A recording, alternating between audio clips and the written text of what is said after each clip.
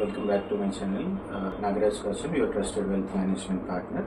Last వీడియోలో each ఇన్వెస్ట్మెంట్కి మనం చూడాల్సిన చెక్ లిస్ట్ గురించి మాట్లాడుకున్నాం. ఈ వీడియోలో ఒక్కొక్క ఇన్వెస్ట్మెంట్ ఈ చెక్ లిస్ట్ని ఈ చెక్ లిస్ట్ ఫాలో అయినప్పుడు ఎక్కడ ఉంటుందో చూద్దాం. Real estate, gold, fixed deposits, insurance and equity markets or mutual funds. జనరల్గా అవైలబుల్ ఉండే ఇన్వెస్ట్మెంట్ ఆప్షన్స్ ఇవి. సో రియల్ ఎస్టేట్ వచ్చేసి లిక్విడిటీ అనేది ఒక ఛాలెంజ్ అక్కడ, బట్ ఇన్ఫ్లేషన్ బీటింగ్ రిటర్న్స్ ఉంటాయి. సేఫ్టీ అనేది మనం కొనే ప్రాపర్టీ బట్టి, whether it is open plot, farm land, residential property, commercial property అనే దాన్ని బట్టి మారుతూ ఉంటుంది. గోల్డ్ ఇన్ఫ్లేషన్ బీటింగ్ రిటర్న్స్ ఉంటాయి, లిక్విడిటీ కూడా ఉంటుంది. సేఫ్టీ అనేది ఫిజికల్ గోల్డా లేకపోతే డిజిటల్ గోల్డ్ కొనుక్కున్నాం అనే దాన్ని బట్టి దానికి కొంచెం ఛాలెంజెస్ ఉండొచ్చు.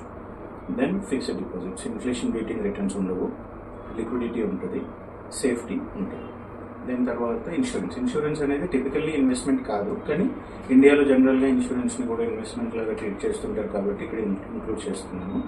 ఇన్సూరెన్స్లో ఇన్ఫ్లేషన్ బీటింగ్ రిటర్న్స్ ఉండవు, సేఫ్టీ ఉంటుంది, లిక్విడిటీ అనేది కాంప్రమైజ్డ్ అవుతుంది. తర్వాత వచ్చేసి ఈక్విటీ మార్కెట్స్. ఈక్విటీలో డైరెక్ట్ స్టాక్స్ అవ్వచ్చు, మ్యూచువల్ ఫండ్స్ అవ్వచ్చు. వీటిలో లిక్విడిటీ 100%, ఇన్ఫ్లేషన్ బీటింగ్ రిటర్న్స్ హిస్టరికల్లీ ఒక స్ట్రక్చర్డ్ వేలో ఒక ప్రాసెస్లో చేసుకున్నప్పుడు డెఫినెట్గా ఇన్ఫ్లేషన్ బీటింగ్ రిటర్న్స్ ఉంటాయి. సేఫ్టీ ఇన్వెస్ట్ చేస్తున్న మనీ అయితే 100% సేఫ్గా ఉంటుంది, దాన్ని ఎవరు మిస్యూజ్ చేసే అవకాశం ఉండదు, బట్ వోలటిలిటీ ఉండే ఛాన్స్ ఉంటుంది.